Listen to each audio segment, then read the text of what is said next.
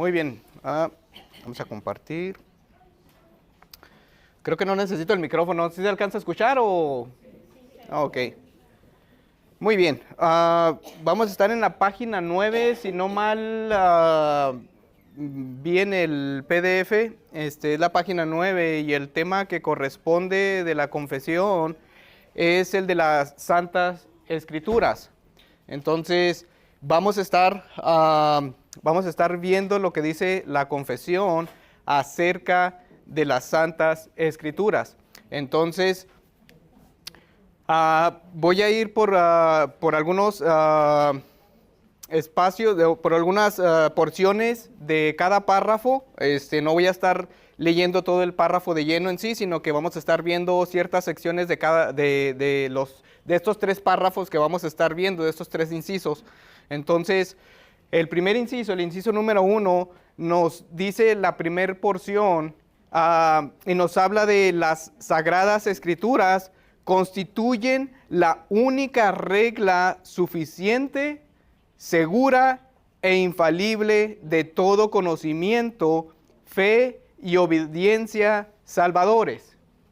Nuestro hermano Nahum el miércoles pasado nos estuvo hablando en la introducción sobre esta confesión y nos decía que la Escritura es la base sobre la cual, o es el fundamento sobre la cual la confesión está elaborada. Entonces, de igual forma, vemos que la misma confesión nos dice que las Santas Escrituras, la Biblia, constituyen la única regla suficiente, segura e infalible. No hay ningún otro documento, no hay nada más segura e infalible. Los libros de psicología, cualquier otro libro que usted vea es falible, falla. Pero lo único infalible, en lo único que no tiene error, es la Escritura del Señor. Toda ella es segura, toda ella es infalible y toda ella es nuestra única regla de conducta. Entonces nos dice que es infalible de todo conocimiento, fe y obediencia, y nos da unos versículos en los cuales vamos a estar viendo. No vamos a alcanzar a ver todos los versículos por el tiempo, pero vamos a estar viendo los que a mi parecer son los más adecuados en la cual se está respaldando esta confesión. Y vemos que nos decía el texto en qué áreas sirven las Escrituras como la única regla suficiente e infalible. ¿Cuáles son estas tres áreas en las cuales nos dice la confesión que es la única regla suficiente e infalible? Y lo acabo, y estaba hasta subrayado ahí. ¿Mande? Bueno, Sí, pero nos decía que es infalible, es la única regla suficiente e infalible de todo conocimiento, fe y obediencia salvadoras. La Biblia o la Escritura es todo el conocimiento en el sentido que necesitamos para nosotros poder vivir de una manera adecuada, la cual agrade al Señor. No hay otro documento en la cual nos muestre estas verdades absolutas. Y lo digo así porque la Biblia es la única en la cual hay verdades absolutas.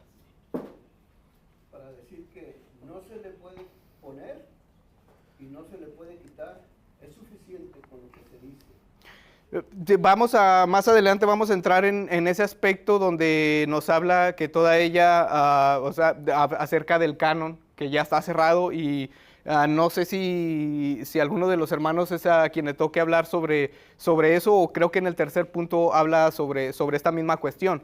Entonces, vemos que en esta esfera de su indispensabilidad, vemos que es de todo conocimiento, de fe y obediencia salvadores. Y lo vamos a ver en la segunda carta de Timoteo, capítulo 3, versículo 15 al 17. Segunda de Timoteo, capítulo 3, versículo 15 al 17. Y nos dice la Escritura, y que desde la niñez has sabido las sagradas Escrituras, las cuales te pueden hacer sabio para la salvación por la fe que es en Cristo Jesús. Toda la Escritura es inspirada por Dios y útil para enseñar, para redarguir, para corregir, para instruir en justicia, a fin de que el hombre de Dios sea perfecto, enteramente preparado para toda buena obra. Eso es lo que hace la Escritura. Y nos dice que desde la niñez Timoteo ha sabido las Sagradas Escrituras, que gracias a su abuela y a su madre le enseñaron desde pequeño a las Sagradas Escrituras. Y podemos ver que en el tiempo de Timoteo, en el tiempo de los apóstoles, pues ellos solamente tenían el Pentateuco y los libros históricos y de poesía. Entonces vemos que para él pues tenía estos libros, y vemos que esta misma porción nos dice las cuales te puedan hacer sabio para salvación por la fe que es en Cristo Jesús. Y de igual forma la porción que leía nuestro hermano también hablaba de que Timoteo fuera preparado en las Escrituras. ¿Para qué? Que tanto a él le beneficiaba como también para los oyentes. Porque de nuevo, las Escrituras es lo único en la cual podemos encontrar esta guía, en la cual nosotros podemos de cierta forma conducirnos para con los demás, y en la cual nosotros podemos encontrar confort. O sea, es indispensable para nosotros los cristianos, y no solamente para los cristianos, sino para todo el mundo. Pero muchas de las veces nosotros mismos queremos encontrar soluciones en otros lugares, o en otros libros de autoayuda, o en todas estas cuestiones, cuando las Escrituras son suficientes. Es todo lo que necesitamos, hermanos. Lamentablemente nosotros a veces nos queremos apoyar en estas cuestiones psicológicas o en estas cuestiones que ahora entró muy de moda, esta psicología cristiana. Pero las Escrituras es todo lo que necesitamos. Y necesitamos entender que solamente las Escrituras nos ayudan. Y vemos que toda la Escritura es inspirada por Dios. Toda la Escritura es inspirada por Dios. Es soplada, básicamente nos dice que Él exhaló la Escritura. Él la inspiró y útil para enseñar. Entonces nos dice que es útil para enseñar, para redarguir, para corregir y para instruir en justicia, a fin de que el hombre de Dios sea perfecto. Y aquí esta palabra de perfecto nos habla de que sea completo, enteramente preparado para toda buena obra. Y si avanzamos a la porción siguiente, nos habla que aunque la luz de la naturaleza y las obras de la creación y de la providencia manifiestan de tal manera la bondad, sabiduría y poder de Dios que dejan a los hombres sin excusa. Entonces, si vemos allí cómo continúa ese mismo párrafo en nuestra misma página, vamos a ver que nos dice que aunque la luz de la naturaleza y las obras de la creación y de la providencia manifiestan de tal manera la bondad, la sabiduría y el poder de Dios que dejan a los hombres sin excusa. Y aquí vamos a entrar ya básicamente en otra área, o aquí ya hay un poquito un cambio básicamente, y nos habla básicamente, ahorita vamos a revisar estos textos para que los tengan ahí a la mente, es lo que hace la revelación general. Ya vimos que la Escritura es la única en la cual nos ayuda a conducirnos, pero ahora vamos a ver lo que es la revelación general y la revelación especial. Y en esta porción nos deja ver lo que es la revelación general. ¿Qué es la revelación general? Pues básicamente es lo que el Señor, y lo vamos a ver ahorita en Salmos 19, por si quieren empezar a listar, Salmos 19, versículo del 1 al 3. Básicamente la revelación general es aquella en la cual nos dice que hay un creador. Porque nos dice aquí, en esta porción, nos dice, manifiestan de tal manera la bondad, sabiduría y poder de Dios. ¿Cómo es eso? Bueno, vamos a Salmos, capítulo 19, versículo del 1 al 3. Y el Salmo nos dice, los cielos cuentan la gloria de Dios, y el firmamento anuncia la obra de sus manos. Un día emite palabra al otro día, y una noche a otra noche declara sabiduría. No hay lenguaje, ni palabras, ni es oída su voz. La revelación general nos dice que cuando yo veo al sol, cuando yo veo al cielo, cuando yo veo aquellas nubes, cuando yo veo la creación de Dios, eso da testimonio de que existe un creador. Porque es imposible que de la nada haya surgido todo lo que vemos. Es ilógico. A veces escuchamos la teoría del Big Bang y nos dice que esto inició con una esfera se empezó a calentar a tal punto de que explotó y de ahí salió todo al azar. Pero se necesita tener más fe para poder creer que todo esto es del azar. Y como muchas veces lo he comentado, es como si yo agarrara una bolsa de sopa de letras y la tiro ahí al suelo y yo espero que no sé, algunas veces se vaya a formar un libro, de ciertas veces que yo tire esa sopa de letras se vaya a formar un libro. Es imposible. De la misma forma, para que todo haya tenido existencia con tal perfección en la cual estamos, es imposible. Los cálculos matemáticos son de exponenciales tremendos que es imposible de que todo haya surgido de la nada.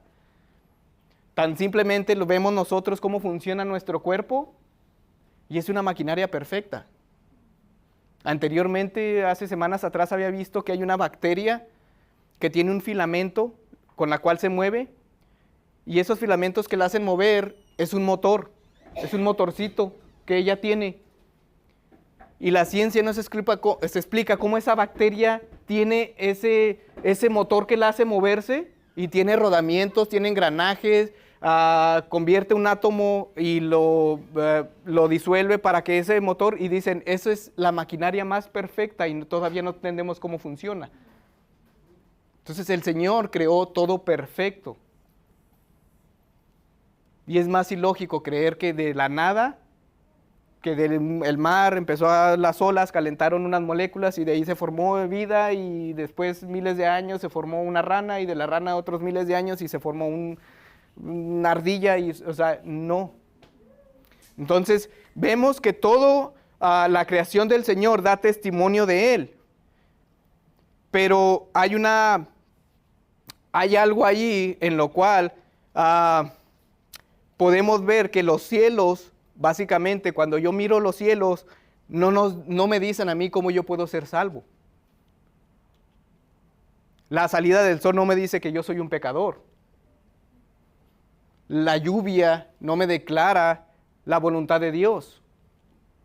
A pesar de que eso me da testimonio, como decía el extracto que veíamos sobre la confesión, que nos dice que manifiestan de tal manera la bondad, sabiduría y poder de Dios. Lo vemos en el poder porque dice que de la nada, simplemente el hablar, Él creó todo. Vemos la complejidad de las cosas y vemos que es un Dios sabio, inteligente. Pero también vemos que cómo se manifiesta su bondad al cada día sale el sol. Y aún dice que la lluvia cae para buenos y malos.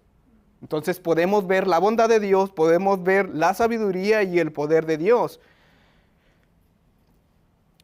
Pero vemos en Romanos capítulo 1, versículo del 19 al 23. Vamos a Romanos capítulo 1, versículo del 19 al 23. Y este extracto nos dice, porque lo que de Dios se conoce les es manifiesto. A toda la gente sin excepción saben que hay un Dios. Todos. Que lo neguemos no hace que Dios desaparezca. había una porción, creo que salía en Facebook, ¿no? Y decía, platicando a esta persona, y le decía, no, es que Dios no existe. Y se queda pensando este señor, y luego sale afuera y ve a una persona greñuda, y le dice, ok, dice, los peluqueros no existen. Dice, ¿cómo no? Dice, pues yo estoy aquí. Dice, no, los peluqueros no existen. Dice, no, yo estoy aquí. Dice, no, mira, lo mete al greñudo le dice, mira, aquella persona está greñuda. Si los peluqueros existieran, estuviera con el pelo corto. Entonces, de la misma forma, decir que no existe Dios no invalida que Dios no exista. Entonces, nos dice la Escritura que porque lo que se conoce de Dios les es manifiesto, pues Dios se los manifestó. Porque las cosas invisibles de Él, su eterno poder y deidad, se hacen claramente visibles desde la creación del mundo, siendo entendidas por medio de las cosas hechas, de modo que no tienen excusas. No tienen excusas. Pues habiendo conocido a Dios, no le glorificaron como a Dios ni le dieron gracias, sino que se envanecieron en sus propios razonamientos y su necio corazón fue entenebrecido. Profesando ser sabios, se hicieron necios. Hay personas científicas, Isaac Newton, el creador, bueno, el que descubrió el genoma, todas aquellas personas científicas, hay otro matemático de Oxford, Lee algo se llama. Son personas que tienen un conocimiento de la ciencia y ellos dicen, entre más ciencia investigas, más te das cuenta de que hay un Dios. Entonces, podemos ver que todas las personas, que Dios se ha revelado a todas las personas tenemos un conocimiento de que existe un Dios. Lamentablemente, por cuestiones de moralidad, nosotros negamos eso. No es una cuestión de la inteligencia, sino de la moralidad. Porque yo quiero seguir haciendo lo que me deleita, que es el pecado. Y no quiero someterme a alguien. Entonces yo digo, no, pues Dios no existe. Yo me creo un Dios y todo bien. Por eso nos dice que aquellas personas se envanecieron en sus razonamientos y su necio corazón fue entenebrecido. Básicamente nos dice Pablo que su mente fue cauterizada, de tanto que se hicieron la idea y aquellos cauterizaron aquella conciencia. Entonces, vemos lo que la revelación general no puede hacer. Y nos dice en nuestro siguiente extracto del párrafo, ahí mismo, en el mismo inciso 1, nos dice que no obstante, no son, sin embargo, suficientes para dar aquel conocimiento de Dios y de su voluntad que es necesario para la salvación. Por eso necesitamos la revelación especial. ¿Y cuál es la revelación especial? La Escritura. A través del tiempo, y más adelante lo vamos a ver, Dios se ha revelado. Y en aquel tiempo el Señor se revelaba en diferentes formas. Vemos cómo se reveló a Moisés en una zarza. El Señor hablaba con su pueblo y vemos que después el Señor hablaba a través de los profetas.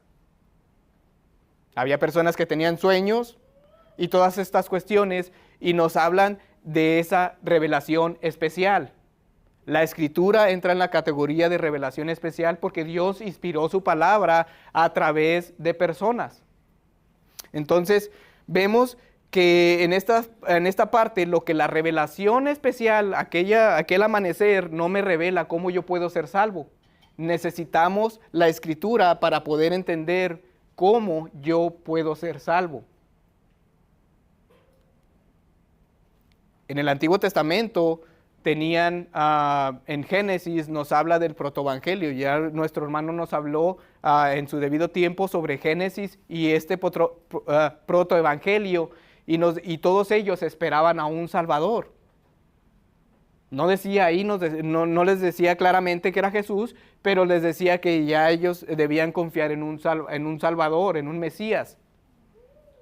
Y progresivamente fueron viendo hasta el punto de que nos habló y fue revelado quién era ese Mesías.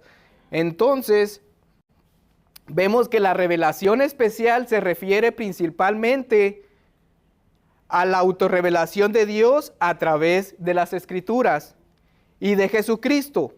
Esta forma de revelación va más allá de la revelación general, incluyendo comunicaciones divinas específicas a través de profetas, ángeles, milagros y la palabra hablada de Dios. A diferencia de la revelación general, que es impersonal y universal, la revelación especial es concreta. Su propósito es permitir que las personas conozcan a Dios personalmente, comprendan su voluntad y respondan de manera salvífica. La Biblia es considerada como la principal forma de revelación especial, conteniendo los registros fidedignos de la autorrevelación de Dios. La Escritura es la revelación especial de Dios. Dios, a través de personas, como ya lo comenté, reveló su voluntad.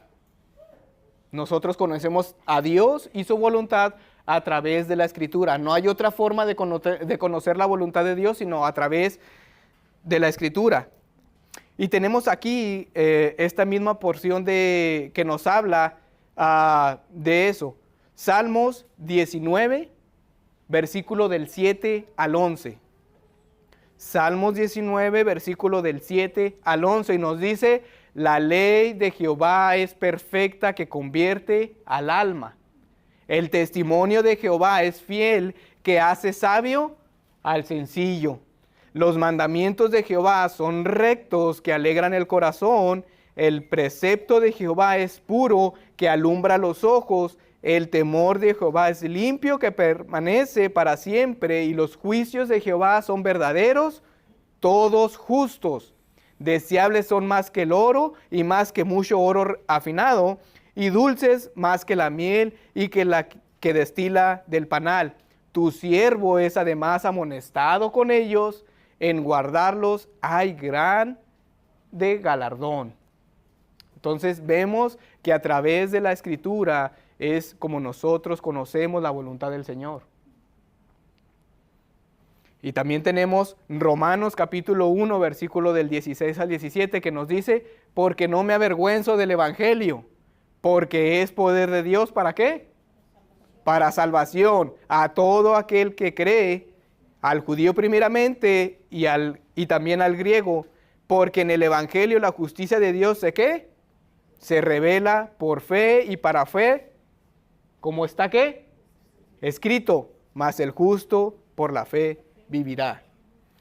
Solamente la Escritura nos dice cómo podemos nosotros ser salvos.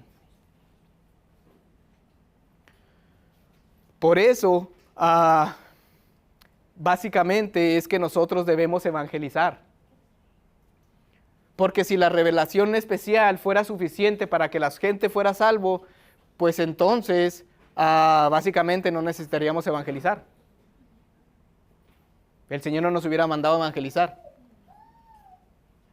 Porque la gente sería salva a través del amanecer, o a través de la lluvia, o a través de ver a los árboles. Por eso es necesario que nosotros llevemos las buenas nuevas a aquellos lugares apartados. Porque solamente a través del oír la palabra podemos conocer cómo yo puedo ser salvo. Siguiendo con nuestras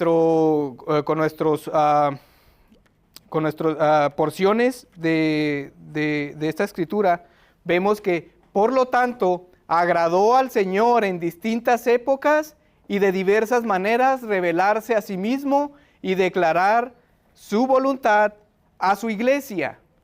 Entonces, vemos ahí en Hebreos capítulo 1, versículo del 1 al 2,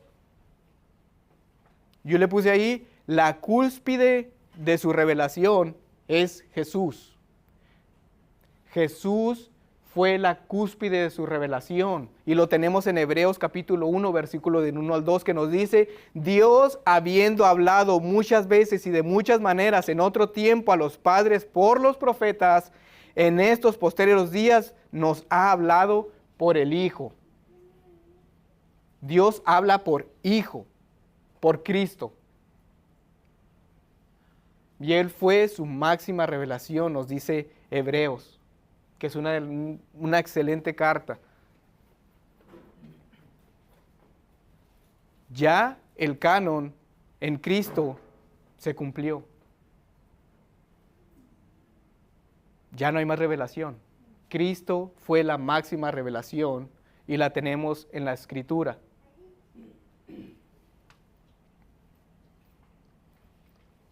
Siguiendo con nuestra porción de los versículos, vemos también este otro extracto que nos dice: y posteriormente, para preservar y propagar mejor la verdad y para un establecimiento y consuelo más seguro de la iglesia contra la corrupción de la carne y la malicia de Satanás y del mundo, le agradó poner por escrito esa revelación en su totalidad, lo cual hace a las Escrituras muy necesarias. Por escrito, no por una tradición oral, no por sueños que yo tuve, no por otra persona que viene y me dice, no, es que yo tuve una revelación y una profecía, no. Dice que al Señor le agradó preservar y propagar mejor la verdad para un establecimiento y consuelo más seguro de la iglesia contra la corrupción de la carne. Y podemos estar seguros de que la Escritura es fiable. No hay otra porción o otro documento más fiel, por así decir, que otro documento que exista. Del Nuevo Testamento existen alrededor de, no recuerdo, ya se me fue si eran 5,000 y fracción de copias, 5,600 creo, aproximadamente de copias. Y eso, no hay ningún otro documento con más copias. Y podemos estar en 95.5% de que la Biblia está copiada al original exactamente. El otro 0.5% son cuestiones de ortografía o de signos de puntuación que no afectan lo que el autor quería transmitir. Entonces podemos estar 100% seguros de que lo que leemos es lo que estaban leyendo en aquel tiempo, cuando se distribuían las cartas. Hay otros textos como de Aristóteles y Platón, creo que uno de ellos tiene como 27 copias y el otro tiene como 37 o 39 copias. Aún la Escritura sigue siendo, no hay nada superior a la Escritura. Entonces, vemos que al Señor le agradó preservar la Escritura y dice que su palabra no pasará. Y han pasado 2000 y fracción de años y su palabra continúa y continuará. Deuteronomios 17:18 nos dice: y cuando se siente sobre el trono de su reino, entonces escribirá para sí un libro, lo voy a leer otra vez. Y cuando se siente sobre el trono de su reino, entonces escribirá para sí en un libro una copia de esta ley, del original que está al cuidado de los sacerdotes levitas. Esta era más adelante lo que hacía el escriba.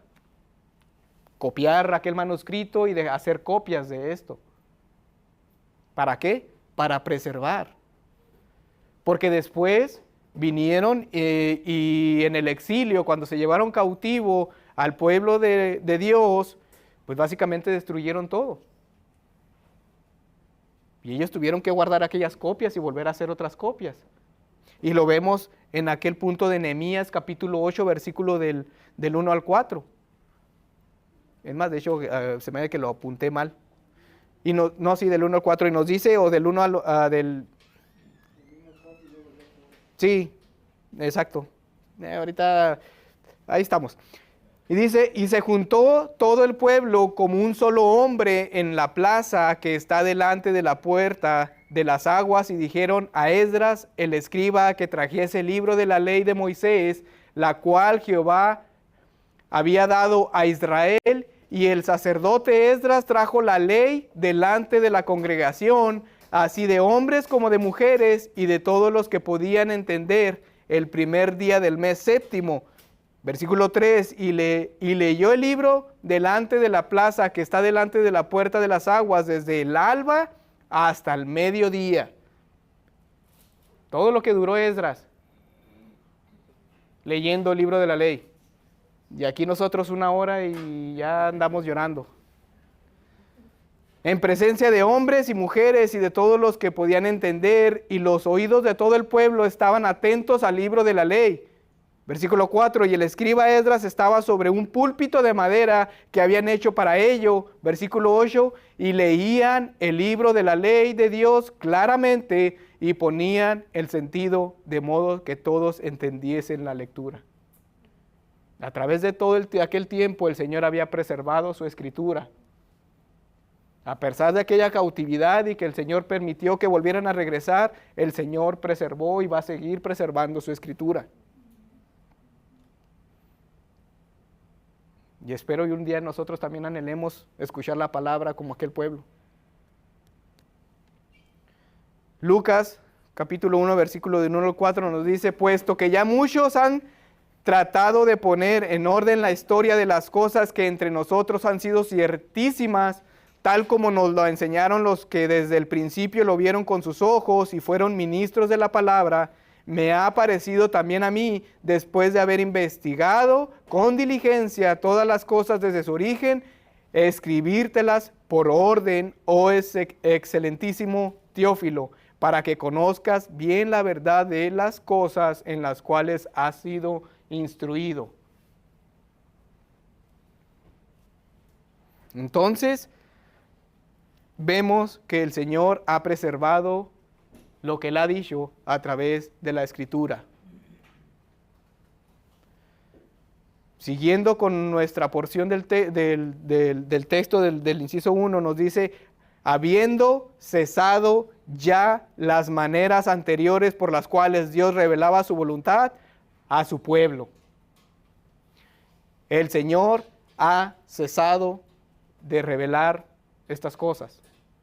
Ya no hay más revelación. A veces decimos, es que este canto, el Señor le inspiró este canto. No, porque si no estaría ahí en Salmos. Aquella persona se inspiró y compuso un buen himno, pero el Señor ya no hay revelación. Si el Señor va a hablar a través, te va a hablar a través de las Escrituras. Posiblemente, y no niego que pueda hablarte a través de un sueño, pero tenemos que tomar esas cosas con cuidado. Hay personas que dicen, no, es que yo tuve un sueño y Dios me reveló que te dijera, bueno, y yo no soy cristiano para que me la revele a mí, Señor. Entonces tenemos que tener mucho cuidado, hermanos. Yo no niego que el Señor todavía haga milagros, que el Señor se revele a algunas personas, es Dios, Él hace lo que Él quiere. Pero el Señor ya dijo lo que tenía que decir y lo tenemos en la Escritura. Toda ella es suficiente. Ya el Señor se reveló. Hechos capítulo 1, versículo del 21 al 22 nos dice, es necesario pues que de estos hombres que han estado juntos con nosotros todo el tiempo que el Señor Jesús entraba y salía entre nosotros, comenzando desde el bautismo de Juan hasta el día en que de entre nosotros fue recibido arriba, uno se ha hecho testigo con nosotros de su resurrección, edificado sobre el fundamento de su resurrección. Y aquí nos habla sobre que tenían que escoger al apóstol que les faltaba. Recordemos que Judas se había ahorcado y ellos decidieron escoger a otro apóstol para que continuaran siendo los 12. Entonces vemos que de cierta forma nos hacen ver que hay ciertos requerimientos en aquel tiempo para que hubiera los apóstoles. Y veíamos que nos dice que tenían que haber andado con Jesús, tenían que haber visto o estado presentes en su bautismo, haberlo visto resucitado y todas estas cuestiones que básicamente nos dan a entender o nos dicen que ya no hay apóstoles.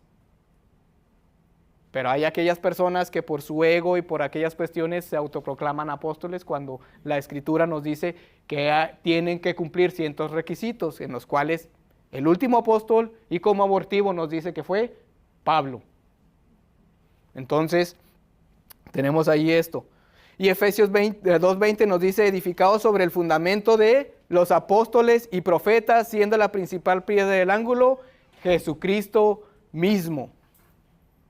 Entonces, tenemos que la Escritura, básicamente, es la revelación especial del Señor, es la inspiración del Señor a través de aquellos personajes, de aquellos apóstoles en los cuales el Señor los inspiró para escribir, y vemos que también la Escritura ha cerrado su canon. El Señor, la cumbre de la revelación fue Jesucristo, y vemos que ya el canon está completo.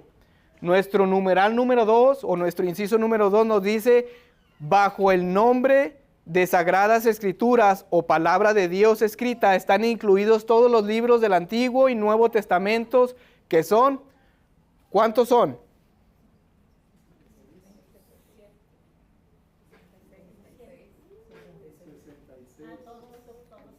Se me olvidó decirle que el hermano Naón y el hermano José y el hermano Daniel no me respondieran, pero 66. ¿Cuántos son del Antiguo Testamento? 39. ¿Y del Nuevo? 27. Pues ya nomás hacen ahí matemáticas, que yo soy malo para eso. Entonces, básicamente tenemos nuestros libros del Pentateuco, 5 libros del Pentateuco: Génesis, Éxodo, Levítico, Números y Deuteronomios. Pero también tenemos estos libros históricos, que son José, Jueces, Ruth, Primera y Segunda de Samuel, Primera y Segunda de Reyes, Primera y Segunda de Crónicas, Esdras, Nehemías y Esther, que estos son libros históricos que nos relatan sobre la historia del pueblo de Israel. Pero también tenemos estos libros o estos 5 libros poéticos, que nos dicen que son Job, Salmos, Proverbios, Eclesiastés y Cantares. Y aparte de eso tenemos a los profetas mayores, que son Isaías, Jeremías, Lamentaciones, Ezequiel y Daniel.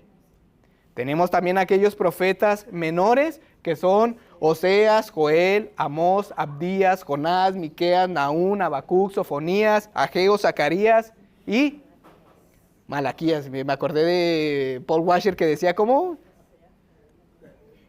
Que decía muy raro Miqueas. Entonces, estos son los que competen al Antiguo Testamento. A aquellas personas que no les haya dado todavía un separador donde contienen los libros, cuando termine pueden acercarse y yo les puedo dar un separador de estos donde están todos los libros de la Biblia, para que no batallen y puedan aprendérselos. Tenemos estos evangelios, que es Mateo, Marcos, Lucas y Juan. Tenemos un libro histórico que es Hechos. Tenemos las epístolas paulinas, que son Romanos, Primera y Segunda de Corintios, Gálatas, Efesios, Filipenses, Colosenses, Primera y Segunda de Tesalonicenses, Primera y Segunda de Timoteo, Tito y Filemón. Pero también tenemos estas cartas o epístolas generales, que son Hebreos, Santiago, Primera y Segunda de Pedro, Primera y Segunda y Tercera de Juan y Judas. Y ya como libro profético tenemos Apocalipsis. Entonces vemos que tenemos estos 66 libros en los cuales Dios se reveló y en la cual Dios nos dio. Vemos que todos ellos fueron dados por inspiración de Dios para hacer la regla de fe y de vida. Todos ellos nos muestran cómo conducirnos con Dios y con nuestros semejantes. Volvemos otra vez al texto de 2 de Timoteo 3:16, que nos dice, toda la Escritura es inspirada por Dios y útil para enseñar, para redarguir, para corregir y para instruir en justicia. No hay otro libro que nos ayude a corregirnos en la vida, a conducirnos. Solamente la Escritura. Y necesitamos nosotros depender de la Escritura, hermanos. Y no solamente depender, sino creerla también. Porque yo la puedo leer, la puedo tener en mi mente, pero cuando llegan aquellos momentos de luchas y de batallas, se me olvidan aquellas promesas del Señor. Es ahí cuando yo necesito recordar que el Señor está conmigo hasta el fin del mundo. Cuando estoy en pecado, que he cometido pecado y me arrepiento, el Señor ha dicho que Él es justo para perdonar el pecado. Y se me olvida. Y tengo que volver a recordar. Cuando ando haciendo lo que no debo, necesito recordar el Evangelio. Necesito constantemente estar en las Escrituras, porque soy débil. Por eso necesitamos las Escrituras constantemente. Y ya, no sé por qué no le puse el inciso ahí. El número 3 nos dice que los libros comúnmente llamados apócrifos, no siendo de inspiración divina, no forman parte del canon o regla de las Escrituras. Y por tanto no tienen autoridad para la iglesia de Dios, ni deben aceptarse ni usarse excepto de la misma manera que otros escritos humanos. Allí la Iglesia Católica tiene estos mismos libros apócrifos, en los cuales creo que está Macabeos y algunos libros que nos sirven, como dice aquí, son libros de historia. Nos cuentan algunas porciones, creo que hay uno donde nos habla en aquel periodo donde el Señor no habló, cesó, Macabeos, donde nos dice la Escritura que por 400 años el Señor no se comunicó con su pueblo. El periodo del silencio le llaman.